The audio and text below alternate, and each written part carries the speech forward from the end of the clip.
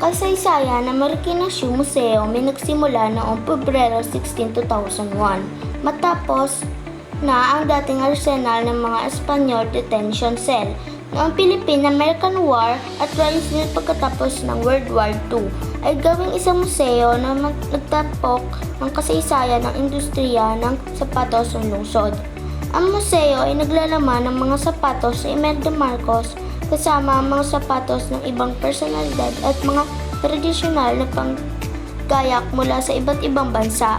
Ang pagtatayo ng museo ay bunga ng mga pagsisikap ni dating Mayor Bayani Fernando noong 1998 upang ipagdiwang at pangalagaan ang pagiging sentro ng sapatos ng Pilipinas. Bago maging museo, ang gusaling itinayo noong 1860 ay ginamit bilang isang arsenal noong panahon ng Espanyol. Naging detention center noong Philippine-American War at naging motor pool ng mga Amerikano. Pagkatapos ng World War II, ginamit ito bilang isang rice mill. Sa panahon ni President Corazon Aquino ay ang sikat na koleksyon ng sapatos ni Imelda Marcos ay nasa Malacañang Palace Museum.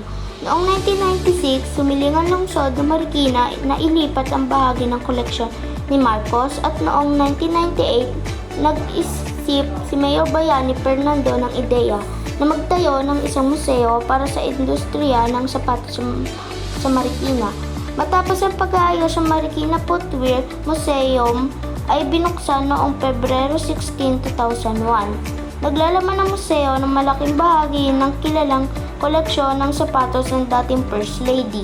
Kabilang din dito ang mga sapatos ng ibang mga kilalang tao tulad ng mga politiko at atleta pati na rin ang mga tradisyonal na sapatos mula sa iba't ibang bansa.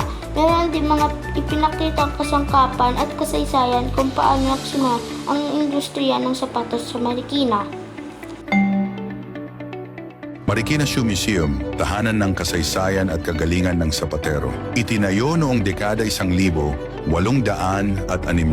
sa panahon ng pamahalaang Kastila, ang gusaling ngayon ay kilala bilang Marikina Shoe Museum ay may mahabang kasaysayan bago ito maging pamosong museo.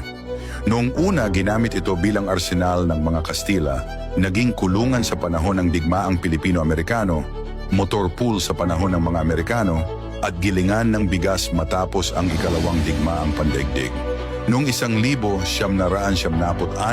humiling ang lokal na pamahalaan ng Marikina sa pamumuno ni Mayor Bayani Fernando na mailipat sa lungsod ang bahagi ng koleksyon ng sapatos ni dating unang ginang Imelda Marcos mula sa Presidential Commission on Good Government. Pumayag si Marcos noong 1978 at isinilang ang ideya ng isang museo para sa industriya ng sapatos ng Marikina.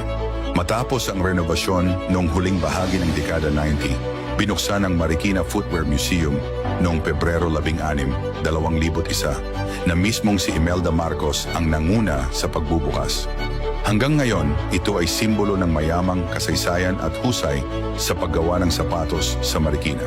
Itinatampok sa museo ang iba't ibang uri ng sapatos mula sa lokal at internasyonal na kultura, pati na rin ang mga pagmamay-ari ng kilalang personalidad. Pangunahing atraksyon nito ang humigit kumulang 800 pares mula sa koleksyon ni Imelda Marcos. Layunin ng museo na maging patunay ng sining at husay ng mga Pilipino, gayon din ay magsilbing sagisag ng kasaysayan at paglalakbay ng bansa. Sa pamamagitan ng mga pagpapabuti, hangad nitong magbigay ng mas kapana-panapig at kapaki-pakinabang na karanasan sa lahat ng bisita habang ipinapakita ang galing at pagmamalaki ng mga sapatero ng Marikina. Bagamat may ilang kritiko na nagsasabing nagdudulot ito ng maling impresyon sa naging ambag ni Imelda Marcos sa industriya ng sapatos, nananatili itong pangunahing destinasyon para sa mga bisita. Sumasalamin sa kasaysayan at patuloy na ipinagmamalaki ang talento ng mga sapatero ng Marikina.